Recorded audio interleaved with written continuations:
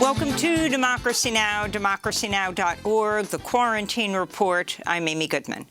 The United States marked 1 year since the murder of George Floyd at the hands of the Minneapolis police Tuesday. The murder of the 46-year-old father, who was a security guard and rapper, sparked a national uprising and global movement to end racism and police brutality. It also resulted in the drafting of the George Floyd Justice and Policing Act, which has yet to be enacted into law. George Floyd's family spoke after meeting with President Biden at the White House Tuesday. This is his brother, Philonis Floyd. We just want this George Floyd Policing Act to be passed in the future. Is there any message? Could I ask you real quick? No. Is there a message you want the American people to know? Because this is the thing. If you can make federal laws to protect the bird, which is the bald eagle, you can make federal laws to protect people of color.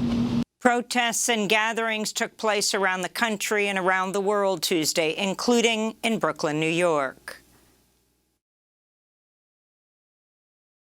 I'm not only here for the one-year anniversary of George Floyd. I'm here for the hundreds and thousands of other people who've also been killed by racist police. So how I'm feeling right now is that things need to change. And we need to defund the police. After headlines, we'll speak with historian Elizabeth Hinton, author of America on Fire, The Untold History of Police Violence and Black Rebellion Since the 1960s. Secretary of State Tony Blinken's meeting with the Egyptian leader Abdel Fattah el-Sisi on the second day of his Middle East tour as the Israel-Hamas ceasefire holds for a sixth day.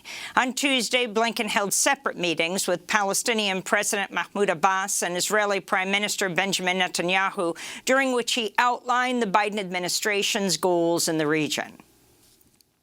First, to demonstrate the commitment of the United States to Israel's security. Second, to start to work toward greater stability and reduce tensions in the West Bank and Jerusalem. Third, to support urgent humanitarian and reconstruction assistance for Gaza to benefit the Palestinian people. And fourth, to continue to rebuild our relationship with the Palestinian people and the Palestinian Authority. Secretary of State Blinken also announced the U.S. would reopen a consulate in Jerusalem for Palestinians and send Palestinians an additional $112 million in aid money, including $5.5 million in immediate aid to Gaza, which is facing a humanitarian disaster. Oxfam's warning 400,000 people in Gaza do not have access to a regular water supply after Israel bombed key parts of Gaza's civilian infrastructure. Meanwhile, the State Department has reportedly approved the sale of $735 million of bombs to Israel, despite congressional opposition. This comes as Israel continues to crack down on Palestinians living in Israel and occupied East Jerusalem. Haaretz reports Israeli police have arrested hundreds of Palestinians since Monday morning. In other news from Gaza, the head of UNRWA, that's the United Nations Relief and Works Agency in Gaza, has expressed regret after saying the Israeli airstrikes were carried out with sophistication and precision. A number of Palestinian groups criticized Matthias Schmala, saying his remarks, quote, completely ignored the crimes committed during the latest Israeli offensive against Palestinian civilians in the Gaza Strip, unquote. The United States has joined mounting calls for further investigation into the origins of COVID-19. A World Health Organization mission earlier this year found it was extremely unlikely it emerged from a laboratory and more likely originated from an animal source. But some top health experts are now questioning whether the virus accidentally escaped from the lab. This is Health and Human Services Secretary Javier Becerra addressing the World Health Organization meeting Tuesday. Phase 2 of the COVID origin study must be launched with terms of reference that are transparent, science-based, and give international experts the independence to fully assess the source of the virus and the early days of the outbreak. Moderna says its vaccine is 100% effective in children and teenagers aged 12 to 17 and will seek emergency use authorization from the Food and Drug Administration earlier next month.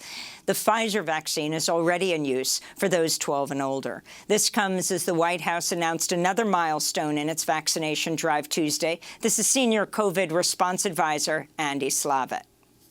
Today, the U.S. will hit 50% of adult Americans that are fully vaccinated. This is a major milestone in our country's vaccination efforts. Meanwhile, the Centers for Disease Control warned unvaccinated Americans heading into Memorial Day weekend that they remain at risk and need to continue wearing a mask and following other public health guidelines. Kristen Clarke was sworn in by Vice President Kamala Harris Tuesday evening after the Senate confirmed her to lead the Civil Rights Division at the Justice Department. She is the first black woman to assume the role. The vote was 51-48, with Maine Republican Susan Collins joining Democrats. Biden nominated her in January, but Republicans spent months trying to block her confirmation. Kristen Clarke is the former head of the Lawyers Committee for Civil Rights Under Law and a prominent voting rights advocate. To see our many interviews with her, you can go to democracynow.org. In Iraq, security forces killed one protester and injured scores of others at a Baghdad rally, calling for justice for murdered activists and protesters. The protest was called following the killing of civil society activist Ehab Awazni in Karbala earlier this month. This is a demonstrator speaking Tuesday. We returned to protest to demand the dismissal of the central government because our previous demands to reveal the killers of the protesters have been ignored. According to the Iraqi High Commission for Human Rights, at least 35 activists and 600 protesters have been killed since the fall of 2019, when the mass protests started forming. President Biden and Russian President Vladimir Putin will meet next month in Geneva, Switzerland. The June 16th summit will be the first in-person meeting between the two heads of state since Biden took office, and comes amid tensions over cyber attacks, Russian military buildup at the border with Ukraine, the jailing of opposition figure Alexei Navalny, and nuclear arms. Samoa is facing a political crisis after the long-standing prime minister refused to concede to the newly elected leader. Prime Minister-elect Fiame Naomi Mataafa, who is Samoa's first woman leader, won a one-seat parliamentary majority, but her incumbent rival and Samoa's ceremonial head of state are blocking her from taking power. On Monday, she was physically locked out of Parliament and forced to hold a makeshift swearing-in ceremony in a tent. Mataafa called the attempts to shut her out of office a bloodless coup. In Colombia, the National Strike Committee and the government of far-right President Ivan Duque say they reached pre-agreements this week in talks that could end weeks of mass protests calling for an end to militarized police, violence, and inequality. One group says security forces have killed over 40 protesters. This is a member of a group known as Frontline Moms, speaking from a protest in Bogota. The people got sick of this bad government. That is what happened. We got tired of it. We're tired of there not being work, of there not being health care, of the violation of our rights even to protest. As women, we don't have many benefits. Back in the U.S., the Manhattan District Attorney has convened a grand jury to decide whether to indict former President Trump or other executives of the Trump Organization itself if criminal charges are brought. The news suggests the DA's investigation is at an advanced stage. New York's Attorney General recently announced her office launched a criminal investigation into Trump and was working alongside the Manhattan DA. Investigators have been looking into financial crimes at the Trump Organization, including possible tax fraud.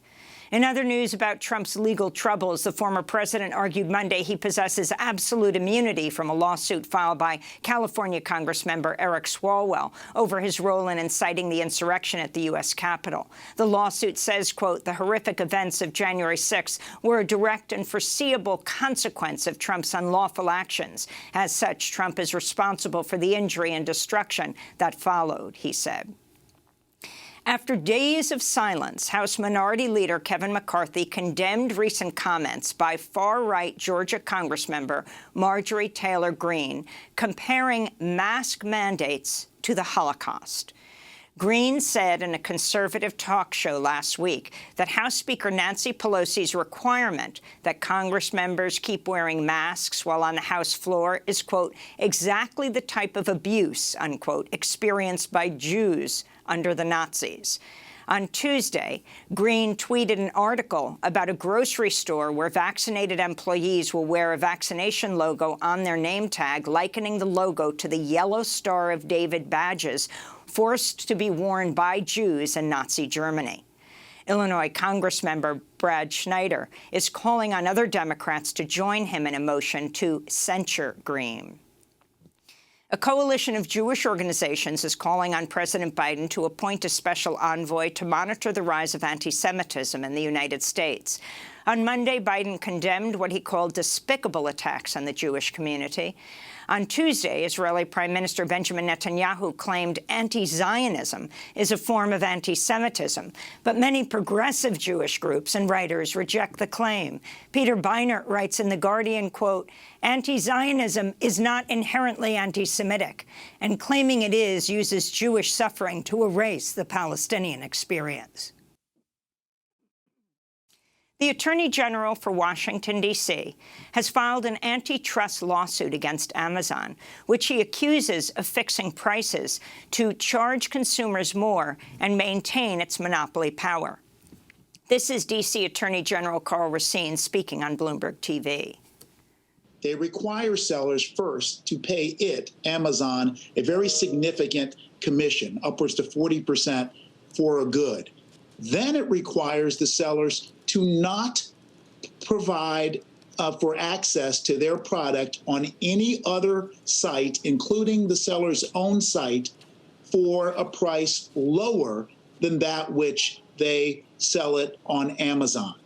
That means that you and I are locked into buying a good at an artificially high price set by Amazon. And Yusuf Almodebar Mateo has died at the age of 101 in France. In 1936, he volunteered to join the International Brigade to fight in the Spanish Civil War against General Franco and fascism. He was believed to be the last surviving member of the International Brigades. And those are some of the headlines. This is Democracy Now!, democracynow.org, The Quarantine Report.